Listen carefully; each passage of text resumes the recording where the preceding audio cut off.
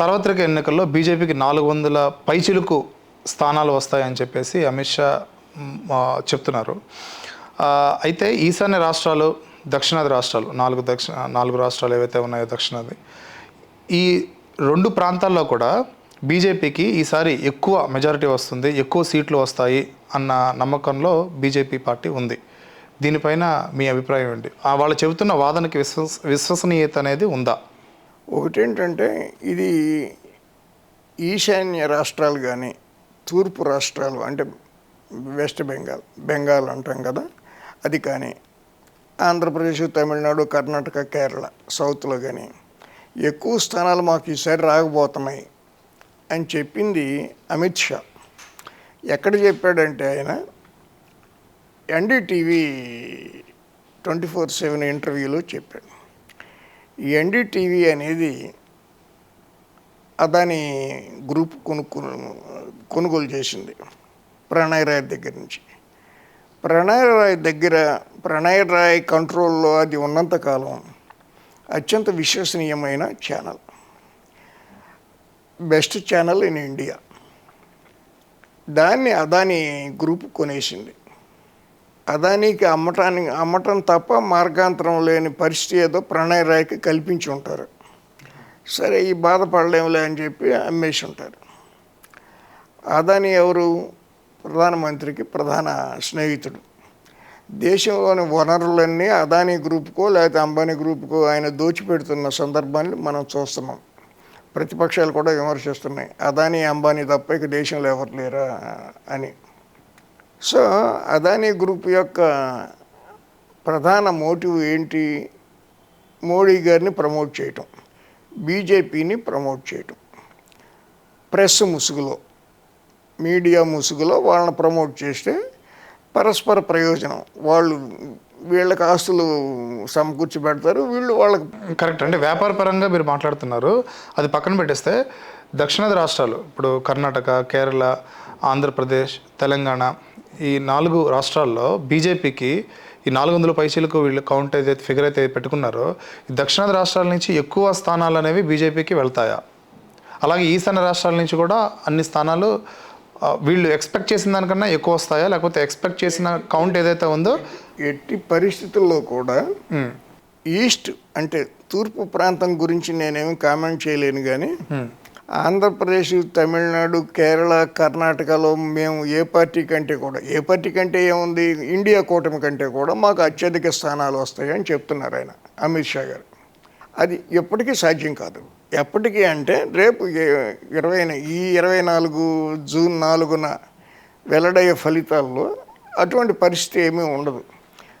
ఆంధ్రప్రదేశ్ ఉంది. ఆంధ్రప్రదేశ్లో వాళ్ళు 6 సీట్లకి ఎన్నో పోటీ చేస్తున్నారు అవుట్ ఆఫ్ 25. అందులో 2 గెలిస్తే గొప్ప. అలాగే తమిళనాడులో ఇండిపెండెంట్గా పోటీ చేస్తున్నారు. అన్నామలై అని ex-IPS ఆఫీసర్, డైనమిక్, అతను బీజేపీ అధ్యక్షుడిగా ఉన్నాడు, ఆయన కూడా పోటీ చేస్తున్నాడు ఎంపీగా. అక్కడ 3 నుంచి 4 సీట్లు రావచ్చు అని ఒక అంచనా ఉంది. ఓకే. అంటే అన్నామలైతో పాటు ఇంకా అన్నామలై గెలుస్తారని, ఇంకొక 3 గెలుస్తారని వాళ్ళు ఏదో అంచనాలు ఉన్నాయి, నేను పేర్లు గమనించలేదు. కానీ విరుద్నగర్ నుంచి రాధిక పోటీ చేస్తుంది. తమిళసాయి ఇక్కడ ఇంతకుముందు గవర్నర్గా చేశారు కాబట్టి తనను కూడా పంపించి తనను కూడా అక్కడ. కేరళ నుంచి ఒకళ్ళు గెలిస్తే సూపర్ హిట్. ఓకే. కేరళలో అకౌంట్ ఓపెన్ చేస్తేనే గొప్ప. అదే చెప్పింది. ఇప్పుడు ఖాతా ఓపెన్ లేదు ఇప్పుడు దాకా. ఒక సీటు గెలిస్తే గొప్ప. ఓకే. 1 తమిళనాడులో 4 కలిపి 5, ఆంధ్రాలో ఇంకో 2 కలిపితే 7. ఇక్కడ గతంలో 4 వచ్చినాయి, ఈసారి 5 కానీ 6 కానీ వస్తాయేమోనని నేను అనుకుంటున్నా. వాళ్ళు చెప్తున్న ప్రకారం ఖచ్చితంగా డబుల్ డిజిట్స్ మేము మీట్ అవుతాము అని చెప్పి అన్నారు. మీ అంచనా ప్రకారం 6 వస్తే చాలా గొప్ప. ఓకే. ఇక్కడ సో ఆల్ టుగెదర్ 7.5, 13. కర్ణాటకలో 10-12 సీట్లు రావచ్చు. ఓకే. గతంలో ప్రభుత్వం ఏర్పాటు చేయటం ఇవన్నీ ఉన్నాయి కాబట్టి అన్నీ చూసుకున్నా కూడా 20 సీట్లు సౌత్ ఇండియాలో దాటం ఎట్టి పరిస్థితుల్లో కూడా. ఓకే. బెంగాల్లో ఏమైనా వస్తే రావచ్చు, ఎందుకంటే లాస్ట్ టైం కూడా 17 వచ్చినాయి కాబట్టి మమతా బెనర్జీ కూడా హైలీ కాంట్రవర్షియల్ పర్సనాలిటీ కాబట్టి ఈక్వల్లీ బీజేపీ ఎంత కాంట్రవర్షియల్ పార్టీయో మమతా బెనర్జీ అంత కాంట్రవర్షియల్ చీఫ్ మినిస్టర్. ఏమి ఒకరికొకరు తగ్గరు కాబట్టి అక్కడ ఒక 17 బదులు ఒక 20 ఎంతో రావచ్చు. So neck to neck competition అనేది 42 సీట్లు ఉన్నాయి ఏకంగా అక్కడ. మన కంబైన్డ్ ఆంధ్రప్రదేశ్కి ఎన్ని ఉన్నాయో బెంగాల్లో అన్ని సీట్లు ఉన్నాయి, ఎంపీ సీట్లు. ఒక 20 దాకా వస్తే ఓకే రావచ్చు. ఓకే. నార్త్ ఈస్ట్లో అస్సాంలో హేమంత్ శర్మ అతను ఎవరు సీఎం ఉన్నాడు కదా, అతను పలుకుబడి వల్ల కొన్ని సీట్లు రావచ్చు. ఏది వచ్చినా కూడా సౌత్ ఇండియా నుంచి వాళ్ళకు వచ్చేది 20 సీట్లే. ఓకే. రేవంత్ రెడ్డి గారు 15 అన్నారు కానీ 15 దాటుతాయి, 20 దాటవు అనేది నా యొక్క అంచనా. అది అలా పెడితే సొంతంగా బీజేపీకి 300 సీట్లు, 370 సీట్లు, 300 సీట్లు కూడా కాదు, అండ్ ఎన్డీఏతో కలుపుకుని 404 సీట్లు అనే స్లోగన్ తీసుకున్నారు. కానీ ఎటువంటి పరిస్థితుల్లోనూ 300 కూడా రావు ఈసారి అని చెప్పి చాలామంది చెప్తున్నారు. పొలిటికల్గా కాకుండా మధ్యలో ఉన్నవాళ్ళు కూడా, అకాడమిషియన్స్ కానీ వీళ్ళు అందరూ చెప్తున్నారు. అనలిస్టులు, పొలిటికల్గా కాకుండా కూడా ఎనలిస్టులు చెప్తున్నారు ఈసారి కిందసారి 302 303 వచ్చినాయి, ఈసారి అవి రావు. ఇంకొక గమ్మత్తు ఏంటంటే ఎన్డీఏలోని ఇతర భాగస్వామ్య పక్షాల సపోర్ట్ మీదే ఆధారపడి కూడా ప్రభుత్వం ఏర్పాటు చేయవచ్చు. ప్రభుత్వం ఏర్పాటు చేస్తారు బీజేపీ వాళ్ళు, కానీ ఇదివరకట్లాగా విర్రవీగుతూ నడమంత్రపు అధికారాలు చెలాయించే విధంగా, ప్రతిపక్షాలందరినీ టార్గెట్ చేసే విధంగా ప్రభుత్వంలోకి రాలేరు. చాలా వినయ విధేయతలతో ప్రతిపక్షాలను కూడా గౌరవిస్తూ ఎన్డీఏలోని భాగస్వామ్యాలకు కనీస రెస్పెక్ట్ ఇస్తూ ప్రభుత్వాన్ని ఏర్పాటు చేసే దిశగా వస్తారేమో. కానీ బీజేపీకి వాళ్ళు అనుకున్న స్థాయిలో ఇప్పుడు సీట్లు రావనేది మీ అంచనా. ఒకటేంటంటే లా ఆఫ్ డిమినిషింగ్ రిటర్న్స్ అని చెప్పి ఒకటి ఉంది. పొలం ఉందనుకోండి, 1 ఎకరం పొలం, ఎరువు ఎంత వేయాలి, ఒక 2 బస్తాల యూరియా వేయాలని అనుకోండి. 2 బస్తాల వరకే వేస్తే బాగా పండుద్ది. 2 బస్తాలకే ఎంత పండింది, ఇంకొక 3 బస్తాలు కలిపి 5 బస్తాలు యూరియా వేస్తే ఎంత పండుద్దో అని చెప్పి కనుక వేస్తే పంట దిగుబడి తగ్గిపోద్ది. That is law of diminishing returns. ఆ దశకు వచ్చేసింది బీజేపీ.